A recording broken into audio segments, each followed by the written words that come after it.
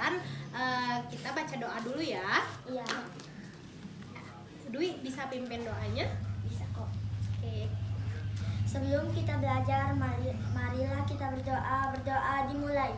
Bismillahirrahmanirrahim.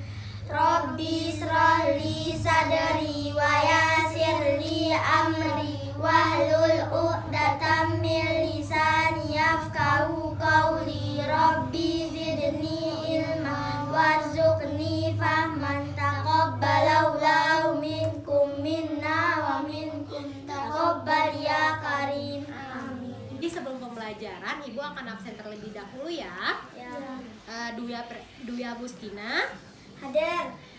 Abel Kana Salsabila Andriani, Hadir. Salsagu Milir, Hadir. Angelina Kusuma, Hadir. Hafiz Gamali. Enggak hadir Bu. Oh, dia kemana? Nggak Ada yang tahu? Kata mbak ibunya tadi ke Sembawah. Oh, berarti apa ya? Soalnya dia nggak izin. Jadi, nah sebelum Ibu melanjutkan tentang materi selanjutnya, Ibu akan menjelaskan sedikit tentang membuat daftar dan hasil wawancara. Sebelum Ibu melanjutkan, ada yang tahu nggak? Caca dulu. Wawancara merupakan kegiatan tanya jawab kepada seseorang untuk diminta pendapat atau keterangan mengenai suatu hal. Nah, makasih Ca. Dwi apa? Wawancara merupakan kegiatan tanya jawab kepada seseorang untuk diminta pendapat atau keterangan mengenai suatu hal. Nah, makasih. Sama-sama. Nah, jadi wawancara merupakan kegiatan tanya jawab kepada seseorang untuk dimintai pendapat atau keterangan dalam satu hal. Orang yang diwawancarai dinamakan narasumber dan orang yang mewawancarai dinamakan pewawancara. Sebelum melakukan wawancara dengan narasumber, sebaiknya kita membuat daftar pertanyaan. Nah, tujuannya supaya wawancara berjalan lancar dan tidak ada informasi yang terlewatkan. Nah, di sini ada contoh daftar pertanyaan wawancara. Yang pertama, sejak kapan Bapak mulai membudidayakan pupuk kompos? Nah, yang kedua, apa saja yang digunakan dalam pembuatan pupuk kompos? Dan yang ketiga, siapa yang membantu Bapak dalam membudidayakan pupuk kompos? Dan yang keempat, bagaimana cara Bapak membudidayakan pupuk kompos? Setelah membuat daftar pertanyaan, selanjutnya yaitu pelaksanaan tahapan dibagi menjadi 3 tahap, yaitu tahap melakukan wawancara. Yang pertama, tahap pembuka. Di sini tahap pembuka, pada tahap pembuka ini pewawancara mengenalkan diri dengan santun. Selain itu ia menyampaikan tujuan melakukan wawancara. Yang kedua, tahap inti. Di tahap inti ini pewawancara mengajukan daftar pertanyaan yang telah dibuat dengan bahasa yang santun. Selanjutnya ia menulis informasi yang disampaikan kepada narasumber. Dan yang ketiga, tahap penutup. Dan di tahap penutup ini pewawancara menutup wawancara dengan baik serta memberi kesan yang menyenangkan. Misalnya mengucapkan terima kasih kepada narasumber sudah meluangkan waktu untuk memberi informasi. Ada 5 tahapan penyusun laporan hasil wawancara. Lagi loading. Nah, yang pertama tema atau topik wawancara, yang kedua narasumber, yang ketiga pewawancara, yang keempat waktu dan tempat, dan yang kelima hasil dari kesimpulan wawancara.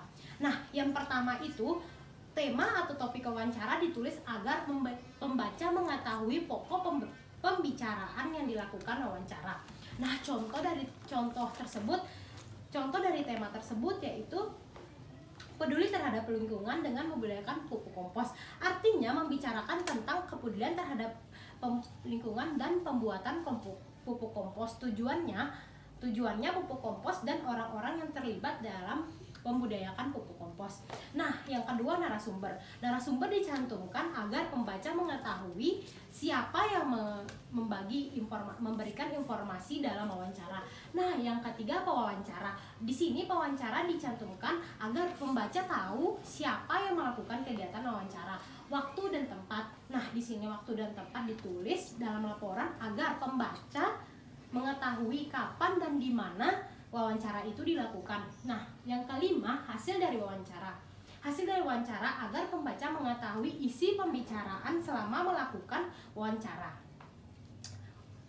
Sekian, udah ngerti? Udah. Makasih. Sama-sama, Bu. Nah, setelah kalian ini buku tema, ini buku tema buku tema 3 pembelajaran 1 ya. Nah, sebelum masuk ke materi, Ibu akan suruh kalian baca dulu tentang perjalanan ke desa. Waktunya 5 menit ya. Ya. Oke.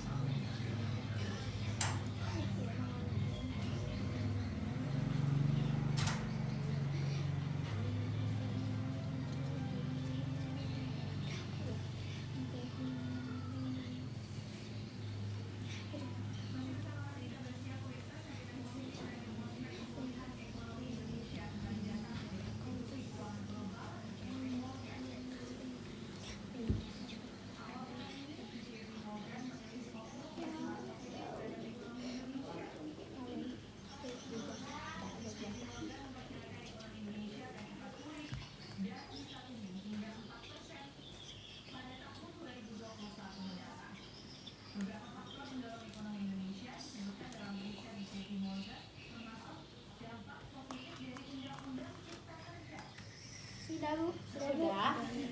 Nah, jadi apa yang bisa kalian simpulkan dari hasil bacaan tersebut? Pembuatan pupuk kompos. Ya, pembuatan pupuk kompos oleh Pak Jaja. Nah, jadi Pak Jaja ini salah satu tokoh dalam desa itu yang sangat mencintai lingkungan. Dia bisa membuat pupuk kompos dan dijual dengan harga murah untuk para petani-petani. Ada yang udah ngerti? Nah, jadi Ibu akan ngasih kalian tugas PR kerjakan di rumah. Ini tentang kalian bisa tulis tentang liburan atau perjalanan kemanapun, atau tentang cintai lingkungan. Cerita seperti Dayu dan teman-temannya. Bisa? Bisa. Jadi Ibu kasih waktu untuk menulis 5 menit ya. Bu, pulpen saya. Oh, pulpennya? Ya. Makasih, Wi.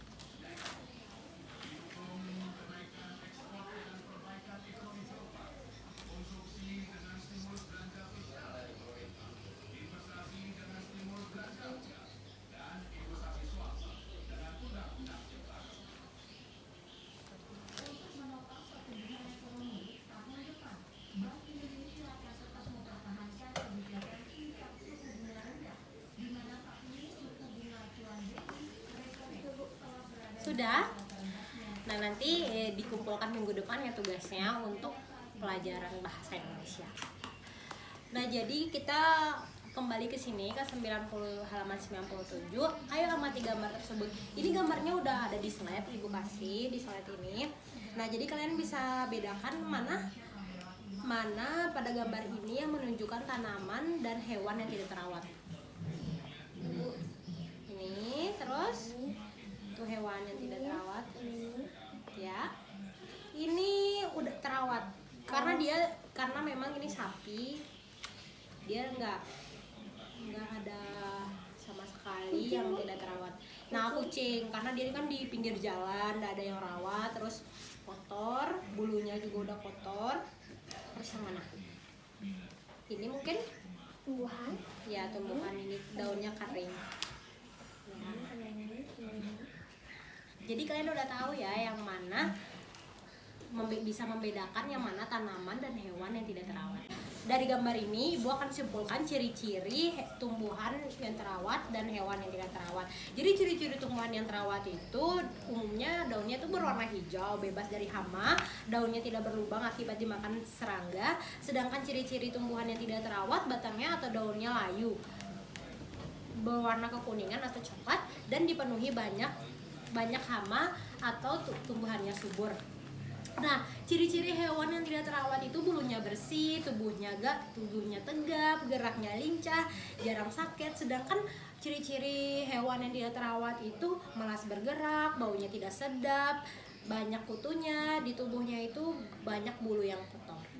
Sudah mengerti? Udah.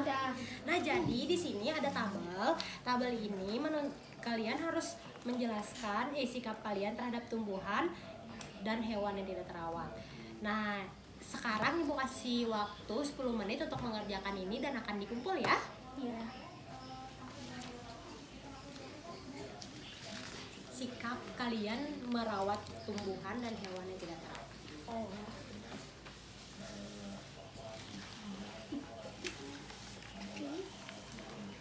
10 menit ya. Tulis.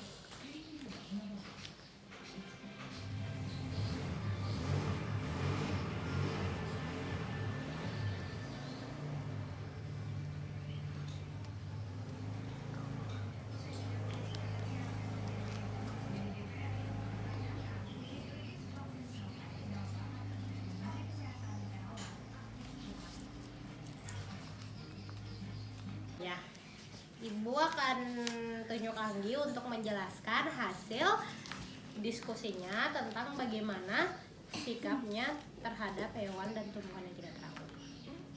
Hewan di tumbuhan dulu. Merawat tanaman tersebut, menyiram tanaman, dan memberikan pupuk jika memang diperlukan. Nah, kalau Caca sama kayak Anggi. Sama. Oh, kalau Dwi, hewan. Kalau hewan.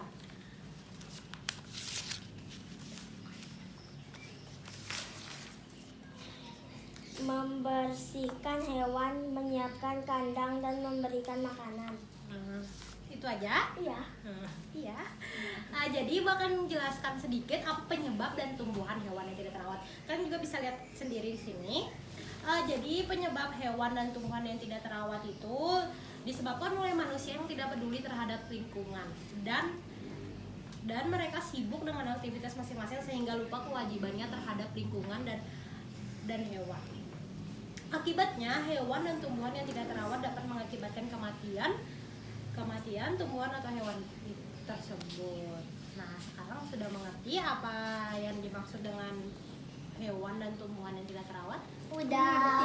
Apakah ada yang mau bertanya sebelum kita lanjut ke materi selanjutnya? Anggi? Anggi mau bertanya? Dia mau bertanya tadi. Apa pertanyaannya, Anggi? Ayo, pertanyaannya.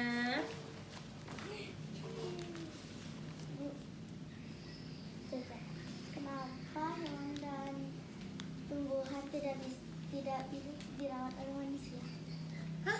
Ya tentu bisa dirawat oleh manusia. Tapi manusia ya sendiri yang teledor, yang tidak tidak peduli terhadap lingkungan. Nah, itu jadi kayak gitu.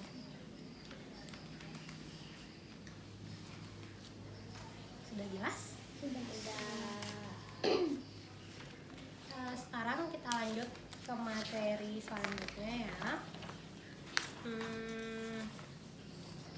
Di sini kalian bisa membaca. Sebagai warga negara kita berkewajiban. Nah, sekarang kita masuk materi selanjutnya. Sebagai warga negara, amati lingkungan sekolahmu. Kita berkewajiban ikut menjaga dan melestarikan lingkungan alam agar tetap terjaga kelestariannya. Caranya dengan membiasakan diri bersikap peduli terhadap lingkungan. Nah, kalau kalian tidak peduli kan kayak tadi bisa menyebabkan hewan dan tumbuhannya mati.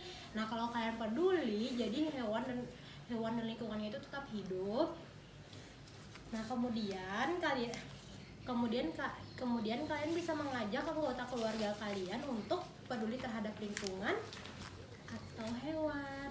Bisa dipahami? Bisa. Nah, karena sekarang kita lagi di rumah, ibu akan memberi kalian tugas mengamati lingkungan sekitar rumah kalian. Ntar tugasnya dikumpul minggu depan lagi ya, samaan dengan yang tadi. Gimana cara kalian mengamati lingkungan dan hewan di sekitar rumah kalian? Apakah lingkungan di rumah kalian bersih? Bersih. Bersih. Mama saya sering banget nyiram tanaman.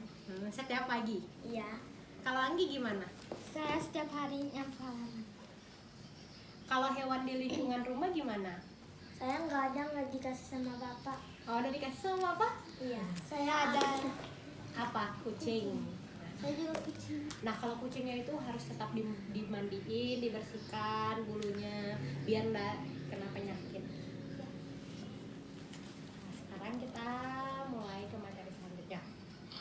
Jadi kesimpulannya, kita sudah mengetahui antara tumbuhan dan hewan yang tidak terawat. Nah, selain itu kita juga tahu bagaimana cara merawat tumbuhan dan hewan agar dapat hidup dengan baik. Oleh karena itu, mari kita sayangi hewan dan tumbuhan agar tetap terjaga kelestariannya. Mengerti? Mengerti. Nah, jadi ibu akan kasih lihat kalian video tentang pemanfaatan sumber daya alam hayati. Sini ada videonya. Pemanfaatan sumber daya alam hayati. Sumber daya alam hayati adalah sumber daya alam berupa makhluk hidup, manusia, hewan, dan tumbuhan. Kalian perhatikan ini, nanti ibu akan kasih kalian beberapa pertanyaan. Memanfaatkan makhluk hidup lainnya, yaitu hewan dan tumbuhan, untuk memenuhi kebutuhan hidupnya. Oleh karena itu, manusia harus merawat tumbuhan dan hewan dengan baik. Jika tumbuhan dan hewan dirawat dengan baik, maka manusia dapat memanfaatkannya secara optimal. 1. Pemanfaatan hewan. Hewan yang dirawat dengan baik mempunyai banyak manfaat bagi manusia. Berikut contoh manfaat hewan bagi manusia. A. Ayam menghasilkan telur dan daging untuk bahan makanan. Adapun bulunya dapat dimanfaatkan untuk membuat kop dan kemoceng. B. Kambing menghasilkan susu dan daging untuk bahan makanan. C. Sapi menghasilkan susu dan daging untuk makanan. Adapun kulitnya dapat dimanfaatkan untuk membuat beduk dan tenaganya dimanfaatkan untuk membajak sawah dan menarik kendali. D. Ulat sutra menghasilkan sutra untuk bahan pakaian. Nah, nanti di sini ada Pemanfaatan tumbuhan. Tumbuhan yang terawat dengan baik dapat dimanfaatkan oleh manusia. Berikut contoh pemanfaatan tumbuhan bagi manusia. A. Tanaman jeruk dimanfaatkan buahnya sebagai sumber vitamin. B. Tanaman kelapa dimanfaatkan buah dan batangnya. C. Tanaman jati dimanfaatkan batangnya untuk membuat perabotan rumah. D. Tanaman anggrek dimanfaatkan sebagai tanaman hias. Upaya pelestarian sumber daya alam. Manusia merupakan komponen biotik lingkungan yang aktif. Hal ini dikarenakan manusia secara aktif mengelola sumber daya alam ini dapat menimbulkan bermacam-macam gejala di lingkungan sekitar. Untuk itulah diperlukan adanya upaya pelestarian lingkungan hidup. Pelestarian lingkungan hidup adalah serangkaian upaya untuk melindungi kemampuan lingkungan hidup terhadap dampak negatif yang ditimbulkan akibat aktivitas manusia.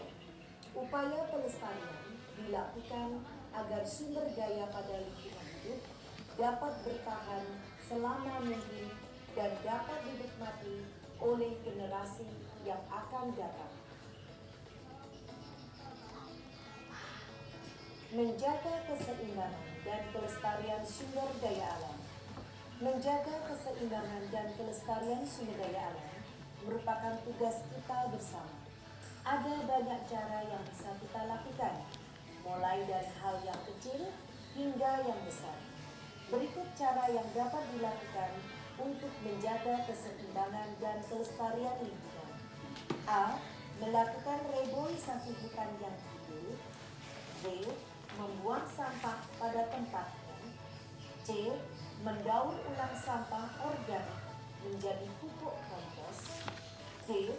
Memilah sampah organik dan non-organik sebelum mendaur ulang.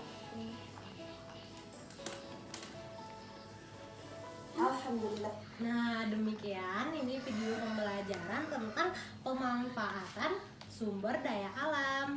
Nah, dari video ini Ibu akan mengasih kalian beberapa pertanyaan. Siapa yang tahu gimana contoh pemanfaatan hewan? Anggi dulu. Ayam menghasilkan telur, adapun bulunya bisa dimanfaatkan sebagai kok dan kemoceng. Pintar. Kemocengnya juga bisa dijual dan mendapatkan keuntungan. Nah, terus Dwi. C. Sapi menghasilkan susu dan daging untuk makanan. Adapun kulitnya dapat dimanfaatkan untuk membuat beduk dan tenaganya dimanfaatkan untuk Membajak sawah. Nah, kalau Caca apa? Kambing menghasilkan susu dan daging untuk bahan makanan. Kalau Abel? Ulat sutra menghasilkan sutra untuk bahan pakaian. Nah, pintar. Jadi kalian udah ngerti kan pemanfaatan dari yang Ibu tayangkan tadi. Nah, sekarang yang contoh pemanfaatan tumbuhan. Ada yang tahu? Saya. Nah, Dwi coba apa?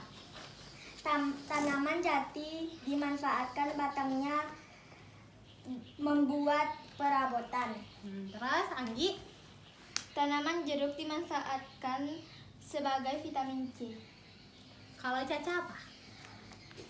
Tanaman kelapa dimanfaatkan buah dan batangnya. Untuk apa? Nah, kalau tanaman kelapa dimanfaatkan buah dan batangnya banyak banget. Kalau buahnya tuh untuk bisa menjadi kayak bisa buat teteh koko, terus es kelapa. Terus serabutnya dari buah kelapa juga bisa untuk jadi bahan bakar. Bahan bakar yang dimaksud di sini itu kayak untuk kayak bakar ikan orang yang membakar ikan biasanya pakai itu serabut dari buah kelapa. Nah, kalau batangnya bisa dipakai untuk buat rumah panggung misalnya, jadi tempat duduk. Terus kalau ininya daunnya tuh bisa dibuat jadi sapu lidi. Kan pernah lihat kan sapu lidi dari Jadi kelapa itu tumbuhan yang paling banyak manfaatnya, dan kalau bisa dibilang itu nggak ada yang dibuang. Jadi semuanya itu bermanfaat. Ngerti. Nah, kalau Abel apa? Tanaman anggrek dimanfaatkan sebagai tanaman hias. Nah, betul sekali. Jadi sudah pada ngerti kan apa pemanfaatan hewan dan tumbuhan? Nah, sekarang gimana cara menjaga keseimbangan kelestarian sumber daya alam? Melakukan reboisasi hutan yang gundul. Nah, terus apa Membuang lagi? sampah pada tempatnya. Terus Mendaur ulang sampah organik menjadi pupuk kompos. nah, jadi kita untuk memanfaatkan sumber daya alam itu kita hanya mulai dari hal yang kecil seperti membuang sampah pada tempatnya, menjaga lingkungan agar tetap bersih, terus memilah sampah organik dan non organik agar mudah didaur ulang. Ada yang sudah ngerti? Sudah.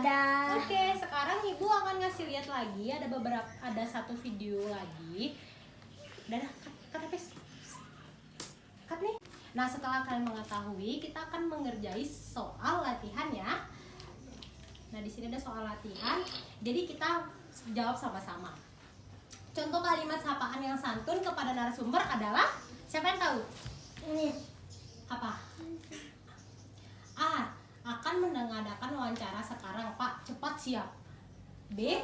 Hai, saya akan mewawancarai Anda loh. C. Selamat siang, Pak. Boleh saya mewawancarai Anda sekarang? C. D. Apakah sekarang waktunya kita berwawancara? Yang mana yang benar? C. D. Ya, kita lihat apakah benar. Ye, benar. Selanjutnya, kegiatan tanya jawab antara pewawancara dan narasumber disebut A. Dialog interaktif, B. Monolog, C. Musyawarah, D. Wawancara. Musyawarah. Siapa yang jawab C? CB. A yang jawab C. Kalau Anggi jawab C, Saya salah. D. Yang betul adalah Wawancara. D. Wawancara. Jadi yang benar Caca dan Dwi. Selanjutnya,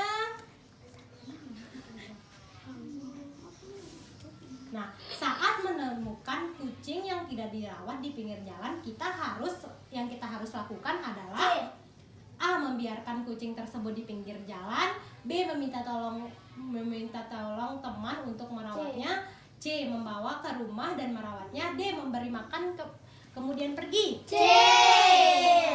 Satu, kita lihat. Satu. Benar.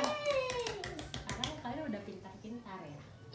Pak Dika mempunyai banyak hewan ternak berupa ayam petelur. Manfaat yang bisa diperoleh Pak Dika jika hewan ternaknya dirawat dengan baik adalah A. Memperoleh hasil ayam yang sedikit, B. Telur ayam menjadi kecil-kecil, C. Membuat ayam menjadi cepat mati, D. Memperoleh hasil telur yang banyak. D. Ya, kita lihat. Benar. Yeay. Saya kira buat ayam menjadi mati. Petani yang merawat tanamannya dengan baik, maka A. Bisa menghasilkan panen yang memuaskan, D. Menimbulkan kegagalan panen, C. Bisa membuat panen petani lain rusak, D. Membuat tanam padi Saya A. lain rusak. Saya A. Ayo kita lihat. Benar. Yeay. Nah, yang keenam, Pak Jaka merawat tanaman cabainya dengan baik di kebunnya sehingga tanaman cabai tersebut nampak A. Layu daunnya, B. Tumbuh dengan subur, C. Daunnya banyak yang rontok, B. Batangnya kering. B. Ya, kita lihat. Benar. Yeay. Selanjutnya, perhatikan gambar-gambar tersebut ya. Coba lihat gambar apa ini. Pada membersihkan selokan. Nah, coba kita lihat. Cek. Selokan. Benar. Yeay. Saya kira pantai. Berikut ini adalah aktivitas yang mencerminkan sikap mencintai lingkungan kecuali A. Membuat pupuk kompos, B. Membuang sampah pada tempatnya, C. Menebang pohon di hutan, D. Membuang sampah di sungai. B. Benar. B. B. Nah, tadi siapa yang jawab D? Salah, Ca. Contoh sikap peduli terhadap lingkungan ketika sekolah seperti A. memotong daun dan ranting pohon secara sembarangan. B. Memetik buah dan bunga untuk bermain-main dengan teman. C. Mencabut bunga-bunga di taman karena mengganggu bermain. D. Membuang sampah plastik ke dalam pot bunga. Yang mana yang betul? A. B. A. Nah benar, Abel salah. Nah, jangan sembarangan. Setiap warga di masyarakat berhak merasakan lingkungan yang bersih, namun setiap warga juga punya kewajiban untuk A. Merasakan kenyamanan, B. Menikmati keindahan, C. Membuat peraturan kebersihan, D. Menjaga kebersihan. D. Coba kita lihat. Tit. Benar. Benar, ye. Nah, Ibu rasa kalian udah ngerti dengan apa yang kita kerjakan hari ini. Jadi selanjutnya Ibu akan memberikan kalian PR untuk kerjakan di rumah. Jadi ini PR-nya besok minggu depan dikumpul ya. Ya. Terima kasih. Sama-sama. Terima kasih atas perhatiannya. Sama-sama. Nah, sebelum kita pulang, ada yang mau pimpin doa? Saya. Nah, coba dipimpin doa. Sebelum kita pulang, marilah kita berdoa dimulai. Bismillahirrahmanirrahim. Alhamdulillahirabbil alamin. Arrahmanirrahim. Maliki yaumiddin. Iyyaka na'budu wa iyyaka nasta'in. Ihdinas siratal mustaqim. Siratal ladzina an'amta 'alaihim ghairil maghdubi 'alaihim waladdallin. Amin. Mari salam. Assalamualaikum warahmatullahi wabarakatuh. Terima kasih anak-anak. Dadah, Bu. Kita pulang dulu, Bu. Ya. Assalamualaikum. Waalaikumsalam. Assalamualaikum.